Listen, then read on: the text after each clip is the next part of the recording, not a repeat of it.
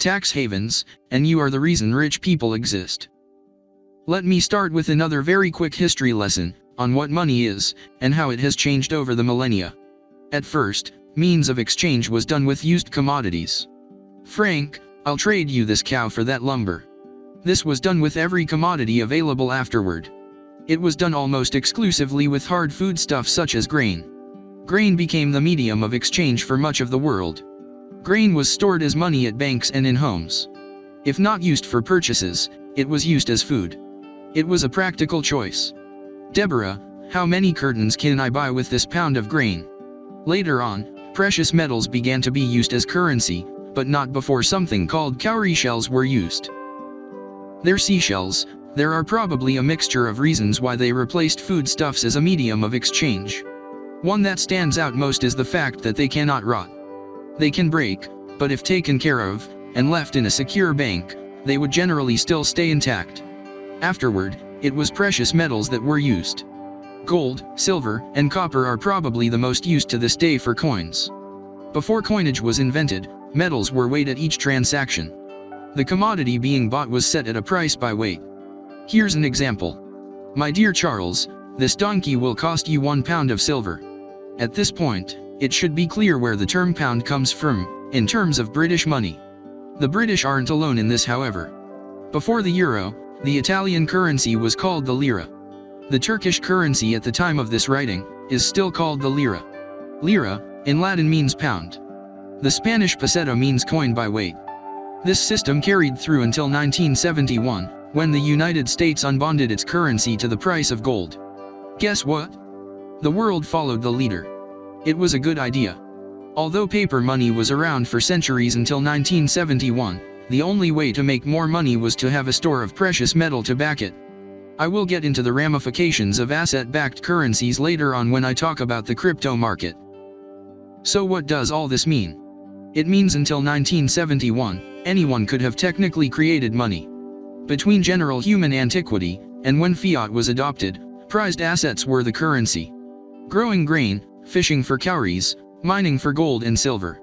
All those things were money at one time or another. In theory, that sounds as if it left the populace with control of the money supply. In theory, that sounds great. I'll elaborate on that a little later. For now, let's take a little time to think about what it takes to maintain an asset-backed currency. Mining for ores or seashells takes time better spent working on a farm, or a factory.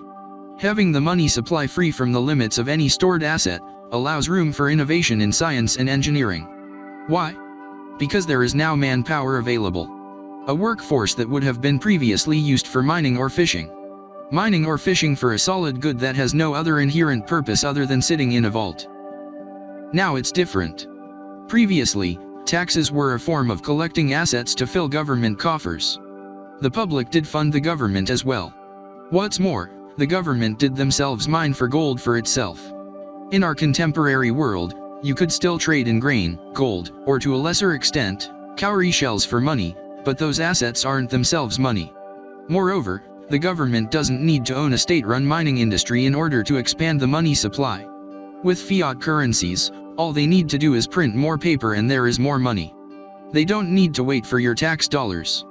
As I mentioned earlier, it seems with an asset-backed currency the public has more control over the money supply. Crypto advocated holler to the hills that point. However, I argue you have no less control in a fiat system. All you need to do, to manipulate the central bank into creating more money, is get a job. Every additional job there is triggers the central bank to print more money. In that way the public has all the control. By now, you should know that the government supplies the money for its population. It not only does so, it is tasked to do so. It has an obligation to make sure there is money for the population to use. What does this mean? And what does it have to do with tax havens and rich people? I will get to that shortly. The more financial transactions there are, the more money is printed. Every additional person who joins the workforce triggers the central bank to print more money. The amount of money printed depends on the salary of that person. Canada's government debt is, at the time of this writing, around $1.4 trillion. It doesn't owe this money to China or Russia or USA. It owes it to its own central bank. Nor does this $1.4 trillion figure mean the country is in poor condition. It just means that the population as a whole between everyone is sharing $1.4 trillion. Once you do the math and divide it up between salaries of the rich, middle class and poor, you will see that it fits together quite nicely. All the money used in Canada is sourced from the central bank and it has to return to the central bank. There is a constant flow out then in. If the flow stops, that is when there is a problem. That means the economy has stopped, people have stopped purchasing and selling. It's safe to say that hasn't ever happened, but it has slowed from time to time. I'll talk about rate in regards to central bank debt repayment another time.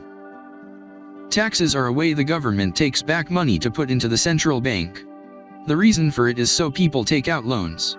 This stimulates the economy. I'll talk more deeply about this later on as well. For now, I want to talk about tax havens and offshore accounts.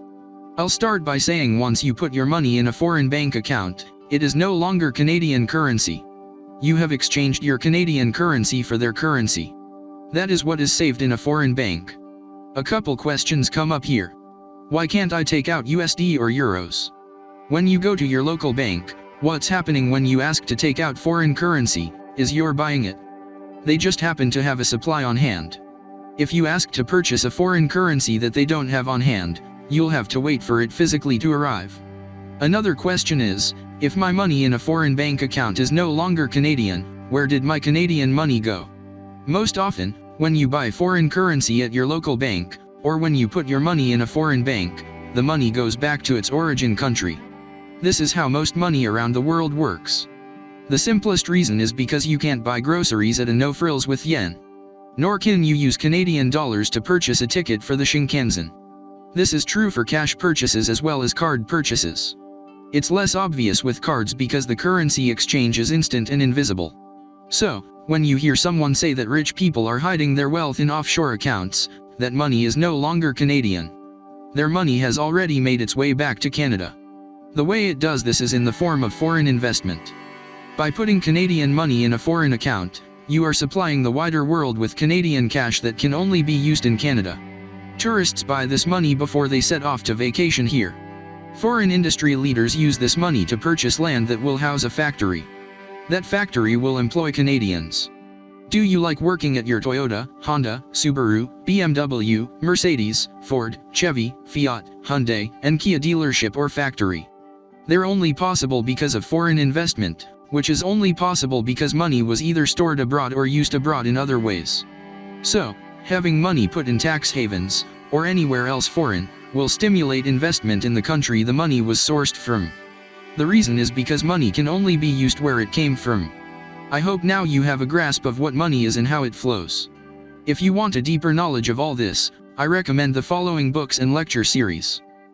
An Economic History of the World Since 1400, by Donald J. Harold. Money and Banking What Everyone Should Know, by Michael K. Salemi. Thinking About Capitalism by Jerry Z. Moeller. Economics, 3rd edition by Timothy Taylor. International Economic Institutions by Ramon P. Deegan Nero. How an Economy Grows and Why It Crashes by Peter J. Schiff and Andrew J. Schiff. Now, I'm going to talk quickly about why you're the reason rich people exist. When you ask the general public, what makes people rich? 50% of responders say what you should expect. They work hard, they had a great idea, they solved a problem, they provide a meaningful service or product. The other 50% of responders are people who don't think that deep, who are lost or confused, espionage bots, or people making a joke of the question.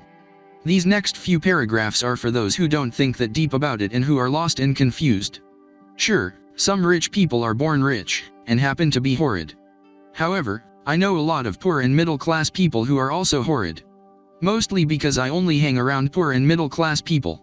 So perhaps my opinion is biased. Anyhow, the first rich person wasn't born that way, they earned it. They worked for it. There is a variety of ways to do this, legal or otherwise. I'm going to be referring only to the legal means. However, it differs very little. This is not to say that rich people are criminals. This is to say those who end up rich provide something that a great amount of people are willing to pay for. That can be from coffee to cocaine. Do you hate the owner of Tim Hortons? I don't. I love him, or her or them, so much. It kills me because if I don't have my coffee, I might kill someone. Perhaps you don't buy your coffee from a big evil corporation. But there's something you use that a big corporation made possible. You wouldn't be able to cry about social justice on TikTok if multiple billion-dollar corporations weren't involved. You wouldn't be able to charge your phone, connect to the internet, open an app, then verbally assault people with your passed-down rhetoric without a billion-dollar industry that you yourself support by paying your bills on time. There's nothing wrong with buying products from corporations. Don't feel bad that there are rich people in the world. Feel good that it can one day be possible for you to be rich. All it takes is for you to think up an idea that people will pay you for. Even Ibram X. Kendi knows that. Once you're rich, then you can spread the wealth. If you choose, you can even serve yourself up on a platter for people to eat you. I'm sure you can get people to pay for that. Sorry, I was having a little fun. Next chapter, I will begin talking about how building high-speed rail will significantly drop housing prices.